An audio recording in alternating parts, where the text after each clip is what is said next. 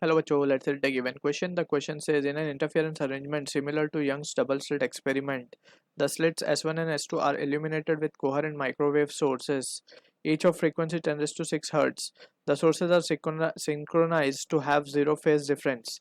The slits are separated by a distance d equals to 150 meter and screen is at a very large distance from the slits. The intensity I of theta is measured as a function of theta where theta is defined as shown. The screen is at large distance. If I naught is the maximum intensity, then I of theta for theta less than or equals to 90 degree but greater than equals to 0 is given by option A given I of theta equals to I by 2, I naught by 2 for theta equals to 30 degree.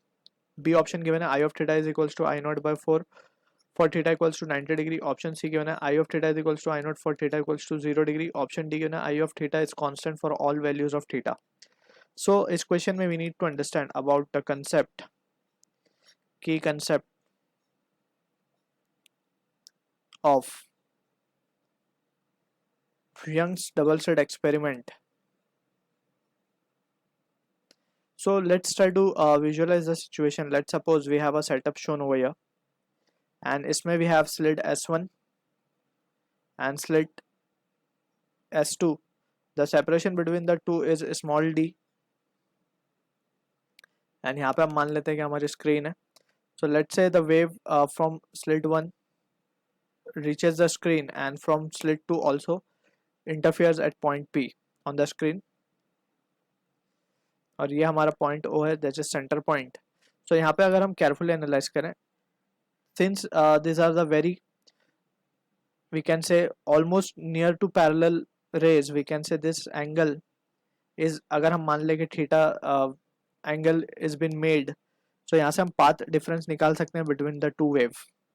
ठीक है, this will be the path difference जिसको हम कहते हैं delta. And from the diagram we can see if this is theta तो we can say this is also theta, so ये भी हो जाएगा हमारा theta. So from the figure we can say path difference को हम लिख सकते हैं d sin theta, right? So this is the situation that we need to keep in mind. Apart from this we can also calculate the value of phase. Phase क्या होता है हमारा? It is nothing but 2 pi by lambda into the path difference. ठीक है, अब using this result will try to analyse कि हमें intensity का जो फॉर्मूला मिलता है that is result and intensity at point P की अगर हम बात करें so it is given by the expression 4 I naught cos square 5/2. So ये रिजल्ट हमें मिलता है रिजल्ट एंड इंटेंसिटी का. तो using this result only we will try to analyse the given situation. ठीक है, अगर हमें क्वेश्चन में ध्यान से देखें तो हमें आई नॉट बोला गया मैक्सिमम इंटेंसिटी और ये होती है maximum intensity. This is what? This is the maximum intensity. ठीक है, so from here we can see सबसे पहले तो हम lambda की वैल्यू निकाल लेते हैं. We know c can be written as nu, that is frequency into lambda. So यहाँ से lambda की वैल्यू क्या आ जाएगी? c over nu. c हमारे पास है that is the speed of light 3 into 10⁸. frequency given है 10⁶, so ये हो जाएगा 300 meters. ठीक है, लैम्डा मिल चुका है. नाउ वी कैन से हमें फ्रीक्वेंसी बेसिकली इंटेंसिटी की बात करनी है तो पहले हमें पाथ डिफरेंस निकालना होगा. सो पाथ डिफरेंस की अगर हम बात करें so path difference will be nothing but it is D sine theta, right. तो डी हमें गिवन है क्वेश्चन के अंदर. सो डी की वैल्यू 150 मीटर है. 150 sine theta that is the path difference we have calculated. Now phase difference की अगर हम बात करेंगे तो phase difference can be written as 2 pi by lambda into 150 sine theta. ठीक है, एंड यहाँ से अगर हम लैम्डा की वैल्यू सब्सटीट्यूट कर दें 300 सो ये हो जाएगा pi sine theta. So this is the phase difference we have calculated. Now intensity का formula we can write resultant intensity can be now written as 4 I naught, जो एक्चुअल में I naught where I naught is the intensity of the single wave, right. So अगर हम मान लें ये total हमें maximum intensity given है यानी कि 4 आई नॉट की जगह we will just put I naught क्योंकि ये गिवन है क्वेश्चन में I naught is the maximum intensity, right. तो ये हो जाएगा cos square and part difference ये हो जाएगा π/2 sine theta. So this will be the case.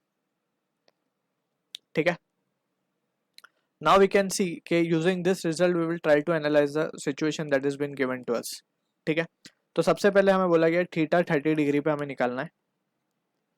So theta equals to 30 degree की अगर हम बात करेंगे, सो रिजल्टेंट इंटेंसिटी की वैल्यू आएगी I naught sine 30 is half, तो ये पाई बाय 4 हो जाएगा.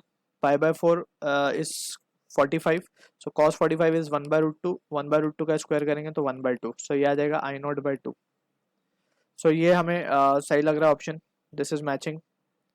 ठीक है, and this is we can say I of theta क्या है बेसिकली हमारा. I of theta is measured as a function of, यानी कि इंटेंसिटी है, रिजल्टेंट इंटेंसिटी है ये. This is nothing but I of theta only. ठीक है, तो ये वैल्यू हमें मिल गई यहाँ पे. अब सेकेंड केस में अगर हम बात करें थीटा 90 डिग्री पे, साइन 90 इज 1, तो ये हो जाएगा कॉस 90. कॉस 90 0 होता है, तो आई आर आ जाएगा 0, लेकिन वहाँ दिया I naught by 4, so this option can be discarded. अगर हम बात करें थीटा इक्वल्स टू 0 डिग्री पे, सो थीटा 0 पे साइन 0 इज 0, कॉस 0 इज 1, सो ये जस्ट आएगा आई नॉट. ठीक है, आई आर की वैल्यू क्या आ जाएगी, यहाँ पे हम इसको इस तरीके से लिखते हैं दिस. ठीक है, तो ये ऑप्शन भी हमारा क्या है, करेक्ट है. डी ऑप्शन हो रहा है I of theta is a constant for all value of theta. So सारे वैल्यूज के लिए ये अलग अलग आ रहा है, it is not a constant, so we can say this option can also be discarded. So A and C is the answer to the question. I hope you understood the solution. All the best.